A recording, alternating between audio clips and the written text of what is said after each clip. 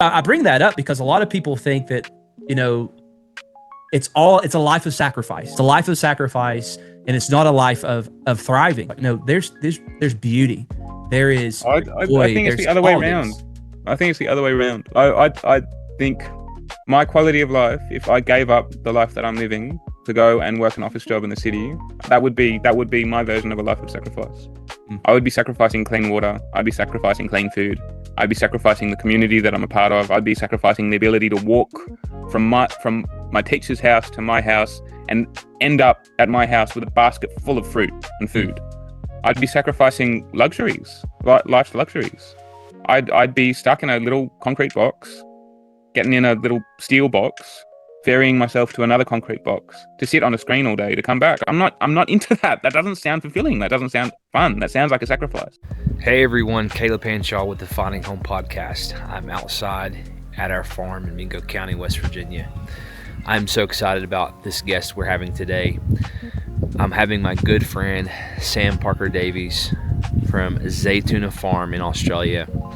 Sam has taken permaculture way outside the backyard and has helped facilitate and design and help solve serious issues in many countries around the world. Sam is a permaculture designer, he's an educator, and he is a consultant who has worked in multiple continents helping regenerate land in small farms to refugee projects. I got to meet Sam as I furthered my permaculture education with Jeff Lawton at Zaytuna Farm, where Sam has his homestead. Also helps facilitate the permaculture design courses, even offering his own PDC online on his website. So without further ado, let's jump into this conversation that I had with Sam. I know you'll enjoy.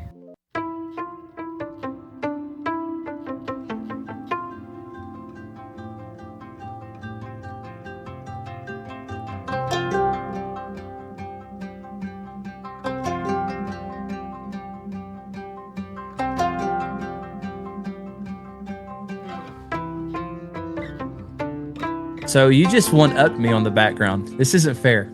I thought, It's beautiful. My goodness. Wow.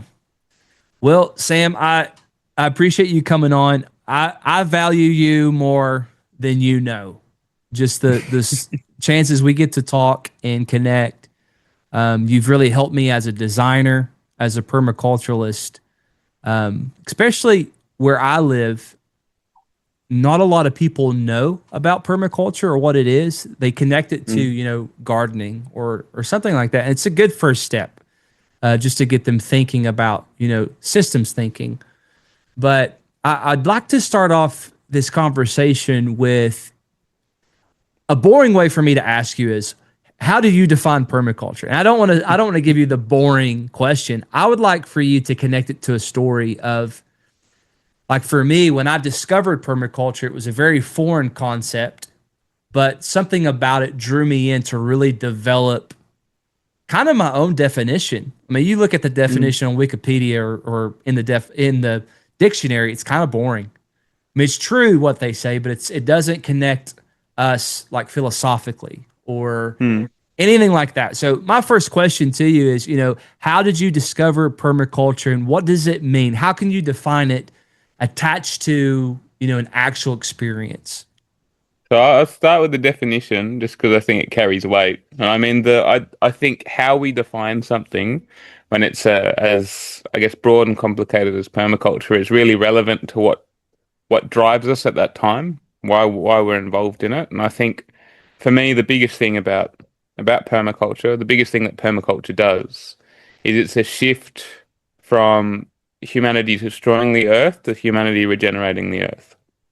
It's the study of how do human beings become a beneficial element on planet Earth. It's the study of how do we become the most beneficial element to the world around us that we could be, that we possibly could be. And that to me it doesn't give the whole context of permaculture, doesn't explain it to someone who they're not going to go, oh, that means gardens but I don't necessarily want someone to think that straight away because permaculture is for the civil engineer, is for the architect, It's for the massage therapist. It's for any person that does anything for humanity, to find a practical means to engage with helping humanity and by extension the planet, by extension all the things that inhabit the planet. It is not um, it's not gardens. For how I found permaculture and what I understood permaculture to begin with was my grandmother did her permaculture design course in the 80s. And I was surrounded by this concept. It was a family word, it was a word that was used in the home. I knew permaculture from very young. But to me, it meant gardening. It meant what my grandma did out in the garden. And I thought that was a bit lame. That was a bit boring. I thought I came into it wanting to see whole system change. I was not satisfied with the status quo. I was not satisfied with how people were living. I thought it was destructive. I was worried about the future. Um, I mean, I'd done my own research about how corrupt the businesses, that the largest businesses in the world were, the largest governments in the world were, how scary and disturbing the general corruption of the planet was. And I wanted whole system change. I wanted something bigger than a garden. I wanted to see the world shift in its orientation and direction. And I was worried about the state of humanity. I was worried about the heart, um the disturbance or the corruption of the purity of what humanity could be or what humanity really is. And to see gardening, I mean, it didn't excite me. I wasn't excited by the concept of it. I'm like, there are some big things that need to happen. We need to see serious change. We don't need to grow tomatoes. That's insane. And and as it unfolded, so I naively, very enthusiastically jumped on the advice of a mentor, and I ran for council. I ran for my local government when I was 17 years old. Wow. And so I put myself up as a candidate. I was working in a little cafe washing dishes, and every dollar I made while I was washing dishes, I put towards my campaign. My campaign was just me walking around the street, putting pamphlets in, talking to anyone that was going to talk to me. It was just me and a couple of other people, making sure that everyone heard about it, putting posters up on the street, putting pamphlets in people's letterboxes, just going and going and going, and me just putting any bit of money that I could make out of my little job into it. And we campaigned on the concept of community meeting. So the thing I thought was one of the biggest problems with how the system was running was the lack of general engagement. I heard a lot of people complain about what the government was doing. I heard a lot of people complain about what local government was doing, what the councils were doing, and I thought, well, why doesn't anyone do anything? Like, why are we complaining about the only people who does do stuff? Like, if we've got such an issue with this park, how come we're nagging the only people that are doing anything about the park rather than creating a system or a situation where we can do something about the park, where we can engage? Why is the onus just on them? And secondarily, aren't they supposed to serve us? Aren't they public servants? Aren't they supposed to do what we want? Why are we complaining that they're doing what they want? We should hold them to account. So the concept was we do monthly meetings, monthly community consultations, or monthly community meetings where people come and they engage. So what we did was we had a big board. We rented out this big hall, and people would come and we'd write up. We'd just popcorn. Anyone's got any issues, anything people want to fix in the local community, just spit it out. And so someone would say, "Oh, this park. I'd like to see this park develop further." This person would go, "Oh, this road's not safe. There's no lights on it at night." Or this person would say, "Oh, these potholes have been there for 5 years, and I want to see these potholes fixed." And you write them all up. You write up everything they say on the board. And then they have natural groups. So one would be roads, one might be water. Maybe people are preparing for disaster. They're really horrified by the last fires that happened, and they don't feel safe. And so you're like disaster, water, roads. You just keep grouping them into these groups, and you go, okay, cool. These are the groups that we've got. We've got 7 distinct groups. Um, Everyone separate into the group that most interests you and discuss the main projects that you'd like to see completed within those groups. They discuss them, they come back and we go, okay, cool. We'll pick the top three in each seven, the most important, most relevant. And we outline the top three and then it's like, okay, let's go back into the groups and we go, okay, top one. And this gives everyone an opportunity to shift into different groups. And you will see people going, oh, that is so much more interesting to me right now. Or that's so much more relevant to what I was doing before. And you come out the other side with some obvious emphases in what's happening. And so you can galvanize community action behind one, two, three key things that need to happen. And we address the other ones next meeting. But what's cool, so like at the end of these meetings, you discover what people do. So one person might be a landscaper with an excavator and some machines. You go, why doesn't the council engage you in fixing this park? Why should we hire someone who lives like a large company that lives hours away and export the local money? Why don't we cycle that money in the community and support you, a local business, trying to do local work and lift you up? Why would we not do that? And then what the magic about this as well is the more, because people live there, they're willing to give extra. They're willing to engage in the area that they're in. That they're at the community meeting in the first place because they care. And if they care and they have resources and they live locally, why should we not leverage what they have locally? Why should we Right. export that? Right. And so that as a platform, as a model, that was really exciting. I really loved doing that stuff. And I had a lady come to one of the meetings who her name was Liz Bastian, and she worked with a lady called Rome Morrow. Rome Morrow is a big name in permaculture. She does a lot of permaculture aid work. She's getting on in years. I think she's in her late 80s now. I don't know how much longer she's going to be with us in the permaculture movement, but she's done so much. She's done huge heavy lifting. She's been a real pioneer. And I was given a free course with Rome Morrow and Liz Bastian because of what I was doing. They were impressed and said, "Hey, like you should you should really listen to this permaculture concept. It's not just growing tomatoes. There's a little bit more to it." And so I went. It's not I just went salsa. Come on. yeah, that's it. And so I went to one of the courses, and I was like, "Wow, this is incredible." And Ro Morrow was the same lady that taught my grandmother as well in the 80s. So Wow. there I was, like 30 years on, doing Incredible. doing a course with the same teacher that taught my grandma. Wow. And yeah, so I did my permaculture course when I was 18. Um, on the back of not getting in, we got 1/8 of the total vote, but it just was not enough for us to qualify. We didn't get in, and thank God. Uh, imagine, imagine. I just it's so hard to imagine the life I would have been living if I had have gotten in. Um, and so I not long after, like after I did the course, I was like, okay, well, I need to just do this, and so I got a gardening job. I got an eco building apprenticeship, so I started building with mud brick and straw bale and those sorts of things. And then I started up my own homeschooling business. So I was teaching homeschool children permaculture. And then I ended up at Zaytuna Farm where I am now, with Jeff Lawton, who, I mean, surprising to me because all this kind of faded into the background. My big thing about this shifting point was when I was 12 years old. We were doing this segment in geography where we were learning about environmental collapse. We're learning about the pollution in the ocean. We're learning about the depopulation of fish. We're learning about the amounts of birds that used to fly overhead that weren't there anymore. And we're watching this film called Home, which is just like stunning, stunning, beautiful videography of the destruction of the planet.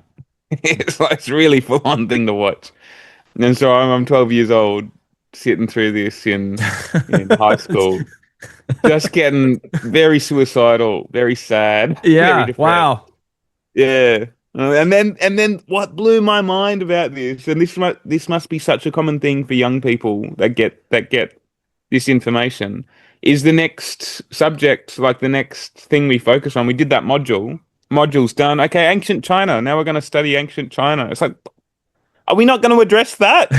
Like, are we not going to study the solutions to that? We just accept, oh, my future's screwed. I don't know what we're doing next. Good luck, guys. Okay, ancient China. No, no, no, no. Oh man. So, so I went down a rabbit hole. I went down an internet rabbit hole, and I researched all sorts of stuff. I got very sad, very depressed, and the same teacher who'd shown us all that was like, "All right, look, like." Sam, you should watch this little video. And it was like 5 minute video about this madman in Jordan greening the desert.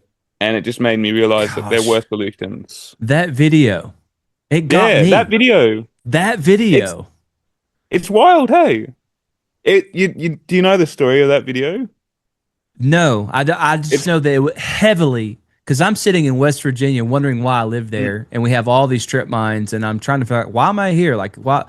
And then I see this video, and it hooks me, man. Like, yeah, and there's no coming back from it after you watch the video. I just yeah. so funny that you brought this video up. Well, for so many people it was the video. And for if anyone hasn't seen it who's watching this, it's an old video with my teacher Jeff Lawton, who um it's done by the Australian Broadcasting Company. I think it's you just look up Greening the Desert, yeah? Greening the Desert, Jeff Yeah, Lawton. I'll put it in the Is show that how notes you'd for find sure. it? Yeah. Yeah, I'll put a link in the show notes for people to watch it. So We're gonna get some converts already, just just by the link. So well, I guess it's just mind blowing that you can green a desert. You can make a desert green. You can make rivers flow through deserts. Like all this stuff seems so out there until you study it. But really, I guarantee you, some of the driest deserts in the world, if we did the work, we could make rivers flow in them within 5 years easily. mhm. Why do we not do it? Like, we look at the water crisis in Saudi Arabia.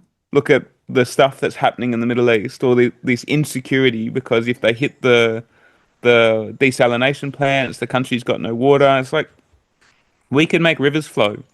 Yeah, We could make rivers of fresh water flow through that land. Why do we need to be so worried about this insecure infrastructure when we could do that? That could yeah. be a done thing.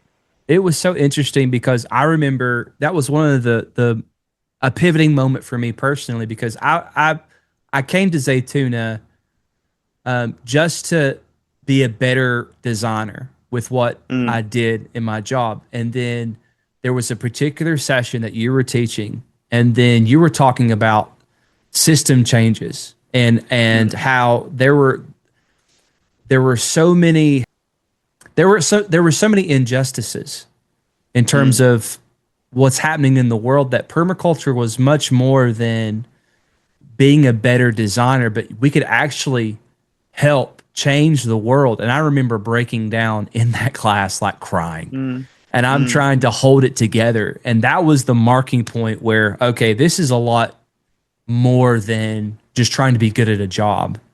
Yeah. This is like permaculture can fix a lot of things. I go out to say almost everything, but I'll be cautious and say a lot of things. Mm, And I'm taken back by you and your work because you've been to, I would say almost 20 countries, at least four oh, continents. I good. mean, you've been all over the world. So Mm, this was something more to you. Like it wasn't just a way to design. It hooked you. Like this is what you've given mm. your life to is permaculture. So why do you think that is? I mean, is it because you were exposed to the opportunity to change a little bit of the world at a time? I think for because it happened to me young, the relationship with it. I didn't have ideals, and then I got lost on a career path or something like that. I didn't have fantasies or these sorts of things. I fully got to live them. Hmm. I didn't have this concept that it wasn't possible, achievable, or attainable. It happened. It was something that was happening in front of me, and I think that's the will for us to live our highest ideals is something that should not be lost to us in humanity. We get sold this story that this is the way life is. We have to do drudgery. We have to live lives we don't like. We have to do jobs we don't want. And I decided very young, watching my dad do a job he didn't like, that I was never going to do that. It was just not something I was going to do. I was going to love my life. I was going to do a job I loved, and I was going to be present and available to the people around me because I loved what I did. I was not going to be someone who had my soul sucked through my mouth because I didn't love what I was doing. I was not engaged in what I was doing. I decided that young. I was like, I'm not ever, ever, ever, ever going to build my life around something I don't love. I'll do stuff I don't love for sure in the moment. There'll be stuff that'll be hard. There'll be things that I don't want to do forever. But I'm not going to center my life around them. I'm going to center my life around things that give me meaning, that make me happy. And for some people, that's their family. It's not their career. And that I'm finding that more and more with my family now, that I am centering my life more and more around my family. And that's a beautiful thing. I think that's for a lot of people who do have that engagement with life. I find that is a lot of the time the thing. But it also, our livelihood needs to give us that energy too. We need to have livelihood that has an ethical impact that gives back. I think it's a mandatory thing for a happy human. If we have a livelihood that is not enriching us and enriching the people around us, if we instead see our livelihood is degrading our happiness and the quality of life of other people, then how can we be happy? How could we be content with ourselves, with our role on planet Earth? How would that make us content? So I think for my realization around it, or my engagement around it, the ideal from being young of seeing how terrible the world was, the direction the world was going in, the stuff that's on the TV telling you how horrible things are, and then having this glimpse or this understanding that not just idealistically but very logically, very tangibly, we could create an incredible world. We could create the paradise that we imagine. We could create flowing rivers of fresh water in deserts. We could create forests of food, literal forests of food. We could create all sorts of things that make our life more meaningful, make our life more diverse, make our memories more impactful, and give us the life we want to live. So I mean, for me, going from young forward, I would rather be homeless than not do this sort of stuff. I would rather be poor. For a lot of people, that the hamster wheel's motivated by this fear of falling off. If I don't keep in this rat race, if I don't keep pedaling this wheel, I'm gonna fall off, and what'll happen to me? And you have to ask, what will happen to you? Will it be worse than what you're already living? Where's your priority? Is your priority just in material security? Or do you actually care about your fellow human beings? Do you actually care about the planet that you live on? Do you care? Do you give a shit? Mm-hmm. If you care, is your material security worth more to you than that? Is your material security worth more to you than the future of your children or the future generations of humanity? If it's worth more to you, then cool, you're probably happy. You're probably living some sort of bliss. But I'm sure the majority of humans, if they really sat down and thought about it, they would go, wow, I've got my priorities all skewed up. Yeah. This is wrong. And I call it's the danger of convenience. Yeah. When we pursue this life of convenience and comfort, that becomes very, very dangerous, because then we start to compromise. We'll compromise here, we'll compromise there. And I know in a podcast, I have this last question. I want to end the podcast with this one question, and you are trying to get me to ask it like immediately. Just do it. Just do it. You're thinking of a better one. I'm going to hint at it. Yeah. Just talking about the future of AI and data centers and all that, but we cannot go there right now. We cannot. But where we can go is, there was something, and I had it in my journal. I had it with me, man. Oh, it's right here. This is the journal I had in Australia, and I wrote something down that you said in one of the classes. You said, design can be the difference between surviving or suffering and thriving. That's what you said in the class. And that just really hit home, because we live in a culture, in the West. I'm sure that you've, experienced this too in all the places that you've been. We live in this place where we're just trying to survive every elements of life. Like we're just trying to get through the day. We're trying to avoid pain. We're trying to avoid being broke. We're trying to avoid sickness. And there's all these things that we have to say no to where, I mean, we even develop rehabilitation like this. Just say no to this. Just say no to that, where we forget as the human race how to say yes to something, how to really be intentional about living life that I believe, and just seeing the desert have water in it and turn green speaks to this. Like it is possible not to just survive, but to thrive. So you say that you drop this bomb in the middle of class, and it's almost like you were 12 and you got shown the movie and you just moved on. And you said that, and I don't remember anything else you said the rest of the class. I'm just sitting there like, design is the difference between suffering and thriving. I want you to peel back the onions of that statement, because permaculture is a lot about design, about designing systems and thinking differently. I want to give you just some space to really go in depth, because that's what I was wanting in the class, and I'm going to get it now. So I'll preface it with a story of where I went recently. So I've worked in some pretty difficult places. I've worked in Iraq, I've worked in Jordan, I've worked in Palestine, and the situation there's hard. But people are suffering in a way that I think maybe a lot of the people watching this podcast might not have seen before. And I went to Somalia recently. Now, Somalia is an amazing place. I really loved Somalia. It's not as scary as people make it out to be. There's not nearly as much violence and those sorts of things. I think left to their own devices, the Somalis are going very peacefully. But they are sanctioned, and so their development's been really hard. And I look at the influences of what's going on in Somalia, and it's dumb what's happening insofar as their development. You watch footage of Somalia in the 70s, it was beautiful. There was heaps of resources in Somalia. People were doing really well.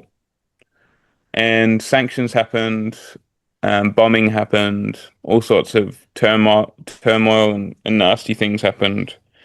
And out the other side, they're in a worse place than they were in the 70s or before the 70s.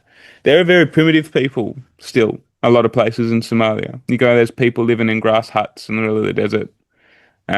There's no water pipes, no electricity cables, people living without water and electricity in little grass huts, carrying water back to their place like kilometers, like what you see in those videos and that sort of stuff, what you hear about in aid stuff. There's like lots of remote communities with not much, and I mean, some of them have designed their lives where they're very content with that. But some of the situations, as different cycles of the year come, as drier times come, and there's less vegetation and there's less water, it's suffering. It's hard for a lot of the communities out there, particularly as they modernize and become more and more reliant on modern agriculture. The poverty of the place becomes extreme. In the context where they have their own goats, they just need to move to find new greenery. You can adapt. You can be adaptive. But I couldn't help but look at all this. I mean, we drove while I was in Somalia. We drove from the top of one of the largest catchments in all Somalia, all the way down to the mouth of what could be a river, and it was huge. It was 70,000 square kilometers of land. It was a massive area. And I couldn't help but see how easy it would be to make this place flow with fresh, clean water. And then you think the distribution. So at the moment, they're pumping water out of the ground, they're cleaning it, they're putting it in trucks, and they're sending these trucks to these remote communities. That's how the government's helping sort of support these distant areas. But you can imagine now, with fuel prices going up, fuel shortages, these people who have become dependent on trucks delivering them water, I'm sure that's more and more difficult. I'm sure these people are suffering more than before. And that was the system that they designed. They designed a system that was reliant on fuel. They designed a system that was reliant on other people, on transport, which is unreliable. It's an unreliable thing to center your design around. And this huge catchment, I guarantee, I promise anyone watching this that you could turn this into a river easily within 5 years, using the same amount of money that they've already invested in all this water infrastructure. So they've tried to build 3 dams, so big concrete dams, heaps of infrastructure in these dams. They fill up with silt and rocks because it's an eroding landscape. The landscape is eroding. There's no grass, there's no trees holding the landscape together. When it rains, water goes into the dam, yes, but so does silt, so do rocks, so do dead people, so do dead sheep. They all end up in this dam. Even if the water was there, it'd be highly contaminated and make people sick. And that's what happens in drylands. That's what goes on. So, other option is you build walls that leak. You build these leaky sort of rock walls, and they leak. So they'll fill up with silt, but there's not this big dam wall. There's not this big dam holding back water, not allowing it through. So if this wall leaked, if it was this wall just made out of loose rock or concrete with holes in it or whatever, you wouldn't have to line the whole thing. Then the water would push through this area and push out the other side and run.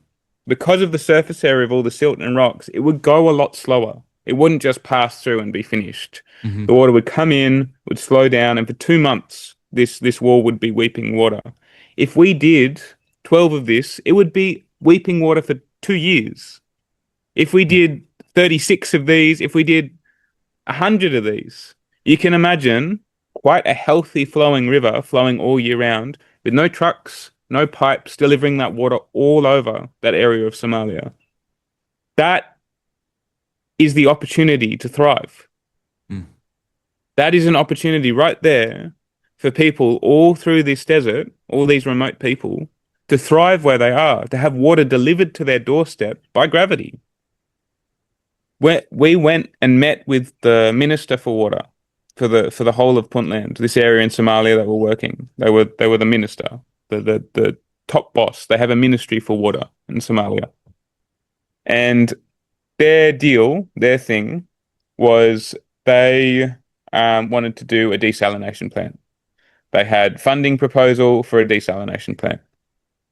And I said, that's dumb. It's really not a good idea.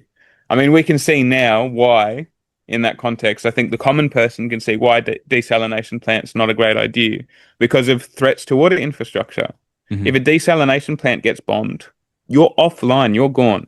If China decides not to deliver the part for the desalination plant, you're gone. If you do not have your own oil, if you don't produce your own oil, and someone sanctions you, America sanctions you, or someone sanctions you to stop the oil from coming in, what do? You die. You based all your infrastructure, all your water, your basic resource around this really insecure little thing, around this thing that could just disappear.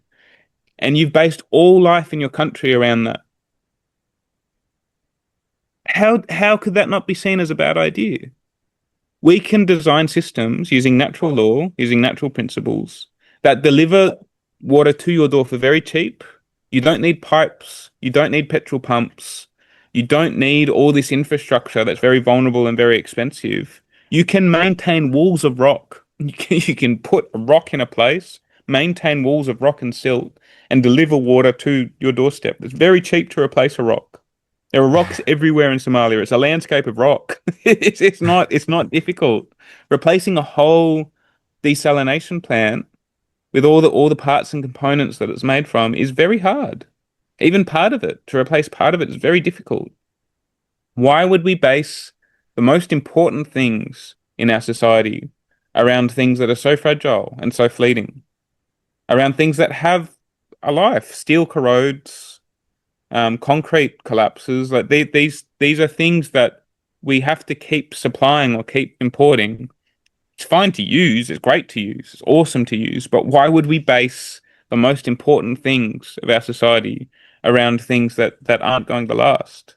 It's not going to give us any permanence in our relationship to the world around us. So we've looked at the suffering of bad design, and now the potential of having this flowing water, of having excess water in the desert. you can imagine what you could do with flowing water in such an environment. If there's flowing water all the time, it will flood, there will be more water, there'll be excess water. If I bring that water out throughout the landscape, if I dig trenches that go off of these silt fields, these gabion silt fields, into the flatter areas of the land around us, then that excess water starts to support all sorts of things in drier places in the landscape. We can have forests supported.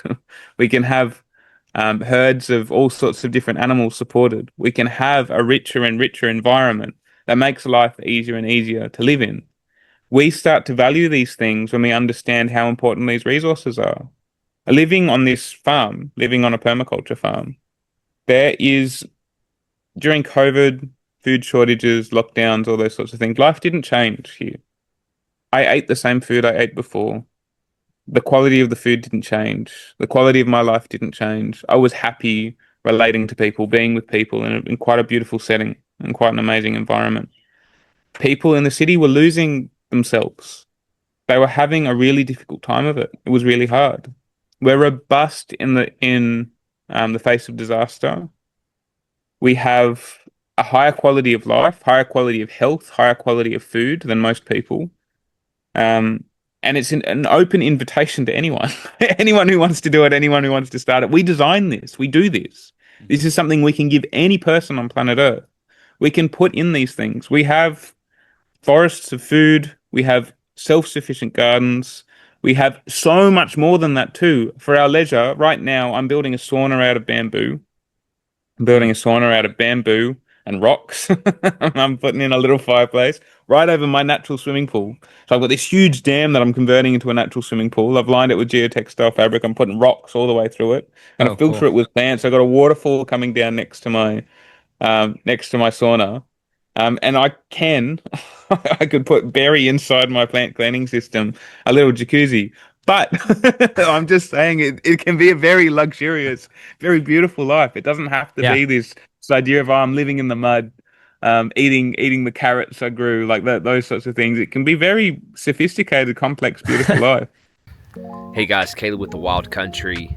We have our first in-person permaculture design certification course. It's going to be hosted in Mingo County, West Virginia, on our permaculture farm. And here's the deal. Since it is our first time, admission is 75% off. It'll never be this price moving forward. If you want to jump in at the ground level, be the first class graduating from the Wild Country Permaculture Institute, click the link below, register, and we'll see you this summer. When I talk to people about permaculture, they like you talk about like the guys in the forest that are digging in the mud. I'm like, no, I'm not. It was interesting though, because what I noticed that was, and I told my wife the story. I tell everybody about the story about Zaytuna is I had a realization after being there a week. I thought, I don't know where the trash can is. I have no idea. And it wasn't because I was like this big, I'm being a hippie and all. I legitimately, because of the activity that was on the farm, we were eating food straight from the farm. There was this community dependency upon, washing our dishes and reusing things and drinking some of the best water that I've ever had on tap. Your dad dishing out lattes like they were, oh my gosh, it was amazing. But this just speaks to that. Like I didn't know where the trash can was, and I just felt such a joy to be a part of a system that was bringing this abundance. So I bring that up because a lot of people think that it's a life of sacrifice. It goes back to the question I just asked. It's a life of sacrifice, and it's not a life of thriving. And this is where I want to have these conversations. Like, no, there's beauty. There is I joy. think it's There's the other way all around. these.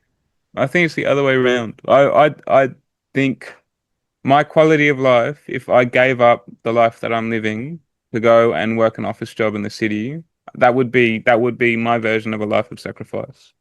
I would be sacrificing clean water. I'd be sacrificing clean food. I'd be sacrificing the community that I'm a part of. I'd be sacrificing the ability to walk from my teacher's house to my house and end up at my house with a basket full of fruit and Mm. food. I'd be sacrificing luxuries, life's luxuries. I'd be stuck in a little concrete box, getting in a little steel box, ferrying myself to another concrete box to sit on a screen all day to come back. I'm not into that. That doesn't sound fulfilling. That doesn't sound fun. That sounds like a sacrifice. I mean, here we've got all the modern conveniences of life. We have washing machines and fridges. We have coffee machines. We have all those sorts of things that people associate with luxury. We have big solar system. We have all the electricity we need. We have all the water we need. There's nothing about this that's really a sacrifice. The only thing is that we have an enriching impact. I am engaged with the outside world around me. I'm excited to be outside. What someone might associate as work, and particularly might associate as peasants' work, I take great joy in. I really enjoy it because it gives me meaning and because I love it. I think for a lot of people, that is really the disconnect. Is it a class thing? Is it, oh, that's what poor people do? Because I hate to break it to you. If you're not making millions, you're a poor person. And if you're in that situation where you value making other people millions more than your quality of life, you're going to stay pretty poor. That's so good. It's so, it's so good. Um, just to kind of tag along, because I was listening to you talk about how other governments want to address issues. I see this pattern of Mm. designing centralization. Like Yeah, sure. if we can have everything centered, it's even the food systems, the grocery stores. There's this element of control in that. And how important is it to design in terms of uncentralizing a lot of these aspects? So I'll give I was gonna give another context so that there's periods of history, and this is where permaculture comes from, like these sorts of realizations and patterns. In permaculture, there's patterns that underpin what we look at and what we think. If we can learn to think of things in a patterned way, we unlock the key to genius. So if we can observe patterns around us, we can observe the patterns of how nature works, of how people work. It's the patterns that really matter. The details inform the patterns, but it's the patterns that we should be focused on. If we see, and I mean pattern, not patent. I mean patterns, the patterns around Is us. that how we sound? Yeah, pattern. It's a pattern. We I'm don't with say you. R's in the Australian accent, so forgive me if you No, if you're you good. I'm listen to with you. me. I'm tracking. um, but so that the patterns around us inform how we should think and what we should do, not the details. So if we see a pattern, we see like, look, if I don't put all your eggs in one basket, if I start putting all my stuff in one spot, it gets too heavy, it breaks. It can't be supported. I need to invest more and more, bigger and bigger thing for it to work. Then it becomes more and more fragile. The more and more I heat in one spot. If we look at old empires, so the Roman Empire lasted for a long time because it had vassal states. It administered a place that ruled over itself. So it was centralizing itself in a way that aided some form of decentralization, ultimately collapsed in some form because of centralization. But I would suggest that the modern Roman Empire learnt its lesson, and it has again lots of vassal states. This kind of semi-decentralization of power. And what we're going to see with the US, what we're going to see with any sort of big empire, is collapse. And the things that are going to be able to adapt to that collapse, that change quickly, are small things. The big things are going to come crashing down. It's very easy, the smaller you are, to adapt. It's like, just as an example, the leaves on the tree, they shake and they fall and they regenerate. They move quickly. Leaves go and come. They move. They fall. It happens quickly. The branches on the tree, or the twigs on the tree, they can do the same thing. They can fall, that not as quickly as a leaf, not as much turnaround, but you can break some twigs. Twigs can fall off. They regenerate. They move quickly in the wind. Again, not as quickly as leaves, but and then you go into branches, small branches, similar, but again we can see it slower. Big branches, forking branches, that's major. If a big branch or a forking branch fell off, that would change the whole life of the tree. The tree would not be so quick to change, to regenerate, to adapt to that. The trunk fell over, the tree's dead, yeah? Tree's gone. So we have this same sort of pattern in our society where if we have everything resting on a trunk, and we do, and the trunk is absorbing more and more from the rest of it, if we put all the power in the trunk, it becomes a cancer. It becomes a big tumor inside the tree where the leaves and the sticks, which is what majority of us are, leaves and twigs and stuff, the things that can move quickly, can adapt to change, we start being starved of nutrient. There's no economic flow throughout a society. The resources, the water, the nutrient that needs to be pumped around the tree is stuck in the trunk, and it's killing us all, including the people in the trunk, whether they can see it or not. And without those resources being dispersed, without that decentralization of governance, without that decentralization of resources, we're going to fall over and die. We centralize our water in desalination plants. We centralize our food in these agricultural systems based on shipping. We centralize our governance with a very few people. It is a recipe for collapse. It's a recipe for disaster. Anyone who thinks in patterns should be able to see this and should be able to see imminent collapse, because historically that's what's happened. Empires rise and fall. As power gets more and more centralized, it becomes more and more fragile. More and more fragile egos start to rule our empire, and the empire collapses. It's just a natural thing. It's a natural process. It's not necessarily something to be scared of, but something to prepare for, something to accept as historical fact. It's happened over and over and over again. It'll happen again. We're not removed from history. We're not separate. It will happen again. And we should get ready for it. And this time it will be very spectacular. It'll involve the whole world, involve all our food and water. And if we take the onus on ourselves to get prepared for that, which we should, then we'll be good. It's funny because I came to this for ethical reasons. I wanted to help people, I wanted to help the planet. And the side benefit of that is I'm resilient in the face of disaster. Super cool. What I'm seeing for a lot of people now is that they're going to come to this because they're afraid of disaster. They want to be self-sufficient. They want to have their own water. They want to have food. And the side effect of that, hopefully, if they do it well, is that they'll benefit the people around them and they'll benefit the planet. That's so convicting for me, because I always wanted people to choose this not out of necessity, but out of just desire. But the way you just painted that was it may be necessity, but there's a byproduct of now they're influencing the world around them in a positive way. Hit me in the heart that I need to change my paradigm a little bit. And that's why I love talking to you. And that's why I can't hold back any longer, Sam. I have to talk to you about the explosion of AI. And in particular... Hey guys, Caleb with The Wild Country. We have our first in-person permaculture design certification course. It's going to be hosted in Mingo County, West Virginia, on our permaculture farm. And here's the deal. Since it is our first time, admission is 75% off. It'll never be this price moving forward. If you want to jump in at the ground level, be the first class graduating from the Wild Country Permaculture Institute, click the link below, register, and we'll see you this summer.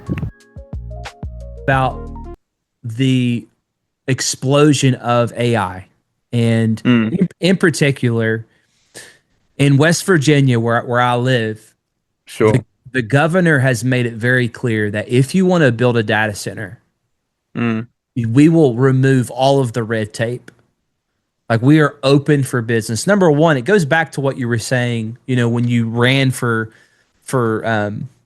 when you ran at 17 years old, the people in government are not representing the people that they serve. Because Absolutely. I don't see a lot of people saying I'm for this. There's actually a lot of people saying I'm against this. I have Mm, questions. I mean, mm, we're passing laws to now. We don't have to tell you what's happening to the water. Like mm, we can keep it completely secret. So you see this movement in our government where they're not representing our desires. But there's also this disconnect of what this is going to actually do to the landscape. So I want to mm. ask you, I want to talk through this in a conversational way. I'm being mindful of the time because I want to end it with something positive. But let's talk about how a data center really impacts not just economics. Let's talk about the environment. Let's talk about it all. I want to paint this picture because people are going to watch this and they're going to be educated because they have a lot of questions. They don't Mm. know. I just want to chop it up with you a little bit. I've been holding it in for 45 minutes now, so let's talk about it. Um, I think, like anything, there is great potential good in what's happening with AI. Um, but I do not trust the motives of the people who are implementing it or doing it. Otherwise, there would be these considerations being cared about. I don't think we have any reason to trust the people who are pushing AI or these data centers to have um, our best interests at their heart. There's no evidence of it so far. In fact, there's evidence in the contrary globally for the past few centuries. And why would the mentality all of a sudden have changed? If we look at what's happening with data centers around the world, it is polluting water. It's destroying people's homes. It's just destroying people's lives. And we can only expect it to get hungrier and bigger as it gets used more and more online, AI. Mm-hmm. Again, we could say the same thing happened with diesel and petrol. We could say the same thing happened with factories and modern appliances and these sorts of things. They are still a force that we could use for good in our individual lives. We can use excavators to regenerate land, even if the factory that created the excavator destroyed a river in India. We could still use the diesel and the petrol, even if it destroyed wetlands in Saudi Arabia. We could do all sorts of things with the resources that are arriving to our door. We could use AI for immense good, even though it's destroying a mountaintop in West Virginia, even though it's destroying the water in Connecticut, even though these things are happening. Mm-hmm. We, on an individual level, and this is again where that pattern is really important, the leaves, the sticks, the twigs, that's what we are. We're quick to adapt. We're quick to change. We can use these massive things that are coming towards us for immense benefit in our own lives and our local community. We can do that for the greater good of humanity. We can change our hearts faster than the system can change its heart.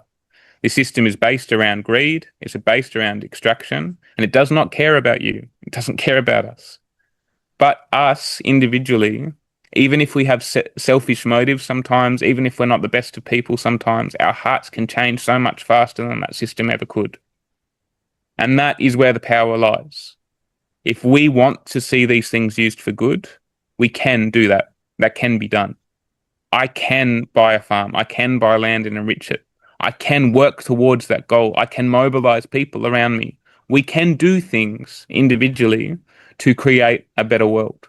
We cannot rely on a corrupt system that has no evidence, no signs of changing to do that for us. There So is no good. point. It's so well put. And I am actively voicing my opposition for some of these data Mm. centers because some of them are going very close to residential areas. Yeah, it's And going we're to hit you really hard, bro, right where you are. It's going to yeah, be really full on. and there's also we not like countries that you've been, but there's this insecurity in our water systems. Like Mm. most of our water is already contaminated. We shouldn't Yeah. use any water that's going through the current city infrastructure. There's a concern not just with water, air, and noise, one of my biggest concerns is vibration. It's Mm, frequencies and vibration that, and I've dedicated, these past couple months to go ahead and voice opposition, but realistically, Sam, they're probably going to get built yeah. because the same people that are saying, we don't want these are also living on ChatGPT or Mm, living on, you know, all these AI platforms. mm, So I think that it's coming. So I'm starting to ask better questions because as a permaculturalist, as a designer, as someone that observes, is there a way where design can influence these centers? Where yeah, the center's built, I live very close to it. Is there a way? And I'm not asking for you to solve this solution right now in mm, 5 minutes, but like I'm trying to get people like how can we think that way where we're not helpless because you just said it no. like I can buy a farm, I can impact the land that I own, I can create these systems, I can filter water. I don't want to get into this point of I just want to feel sorry for myself because the big bad wolf is building all these towers that I don't want. Is Mm. there a way where we start to have the conversation? How can design influence this to where we can fix a lot of these issues or at least help with the blow? Mm. Yeah, absolutely. I mean, I think again on an individual level, it's really straightforward. There's I think a lot of misinformation and corrupt education that we've been given that needs to change. Just simple ideas like I can't catch water off my roof and drink it. That's a pandemic in the US of thought. In Australia, we do it all the time. We catch water off our roof and drink it all the time. If It's if the we have a data best. center moving in next to us It's and the we think it's best. safer to drink groundwater than drink water from the sky, you're crazy. Where did the water in the ground come from? Did it not come from the sky? Came from the sky, landed on the ground, then passed through all sorts of different things into the ground, and now you pulled it out of the ground. Why would you not just catch it from the sky? Why let it pass through the ground first and collect all these minerals, all this poop, all sorts of things, in the ground? Why is that better? I don't understand. I mean, I, Insofar as drinking water is the cleanest thing there is. I turned the water on. It was last summer from a water hose at my dad's house, and my eyes were Yeah. burning Yeah. from yeah. It's but we think that that's okay compared to what you're saying, collecting rainwater off the roof. So I was in Iraq. I was in a part of Iraq where ISIS had had a stronghold for a really long time, and there'd be a huge bombing campaign from the Iraqi government and the American government. They just obliterated the place. I visited farms where the guy described a literal food forest, and all you could see now was just an empty field. He said it had been burned to the ground by the bombs that had landed on his farm. The whole place had just been completely reshaped.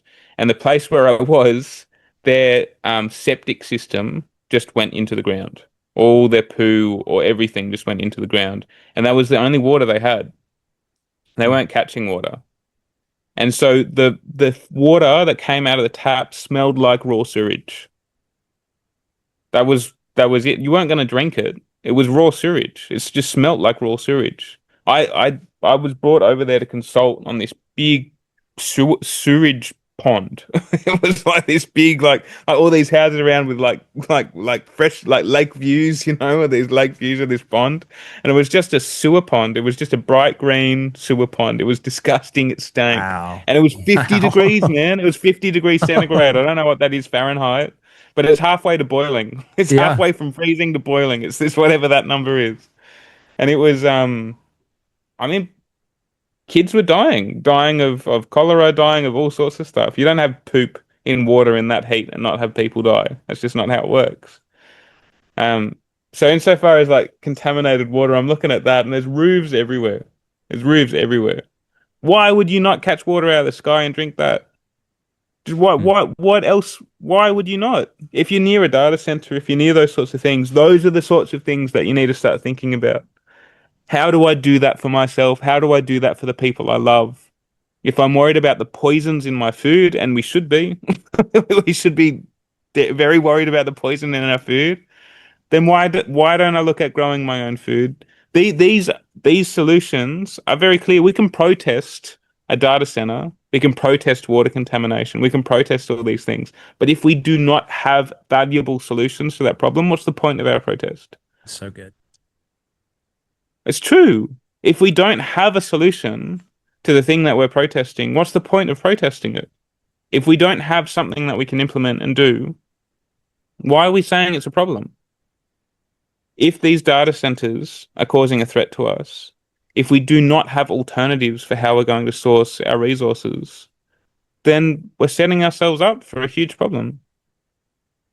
Insofar as the individual level, individual resources, that's something that we can take care of simply.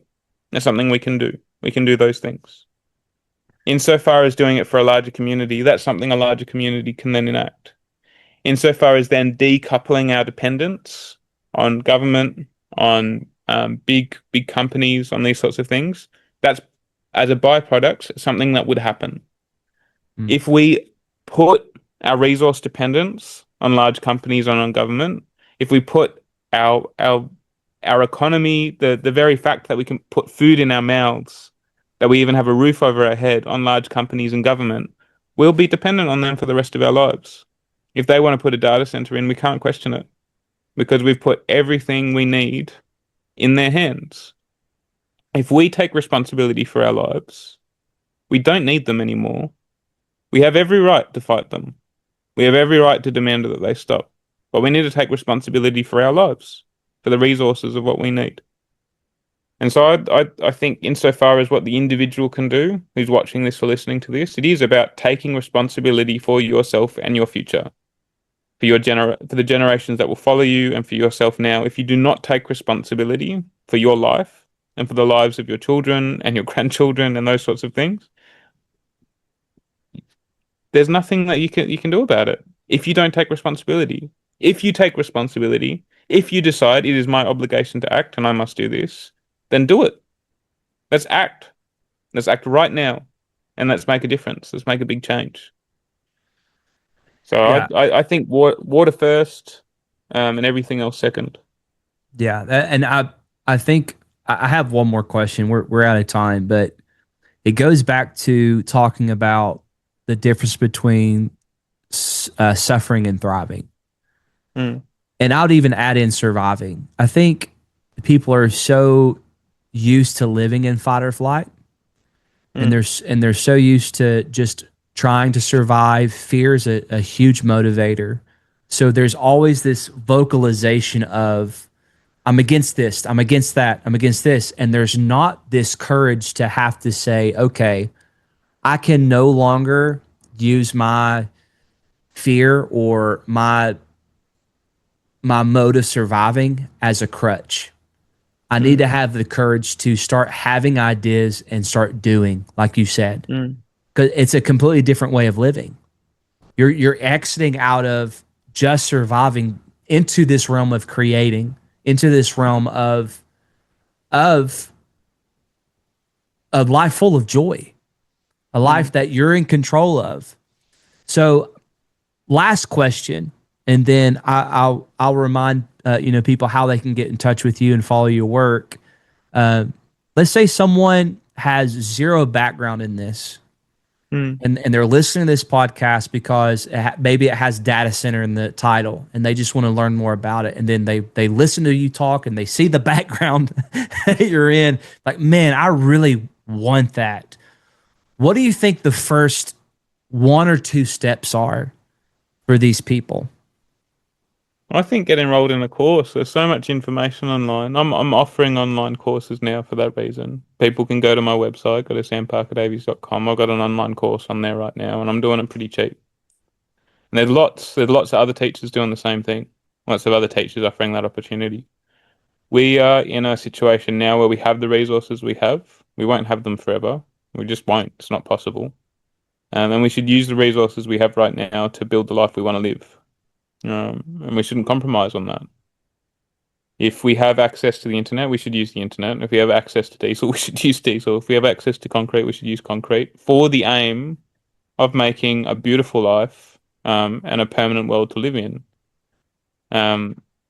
If you can attend a course that will teach you this, because really it is a paradigm shift. It's a paradigm shift into practical action that creates a regenerating world. And it's not just a philosophical realization. It's something that needs to be followed up by action. It's something that we need to do with our hands. And that doing with our hands makes us have more philosophical realizations, makes us have more academic understanding of different things, because they're intertwined, they're tied in together. We can have all of these philosophical ideas, all these beautiful philosophical ideas, but if it's not grounded in reality, it's false. It's falsehood, isn't it? It's not real. But if we pair that with action, and we have it confirmed by the world around us, we realize it's true. It's truth. It's confirmed by the real world, by the physical world. And so that's an opportunity that we have through this. My invitation is to go and do a course, go and get educated, and then to follow it up with practical action. And those are the 2 steps. That's all that needs to happen. I highly recommend everyone on the planet taking a PDC. I think it's so valuable, so valuable. And, from someone that's taken one from you and Jeff, I highly recommend. If you can be in person, that's awesome too.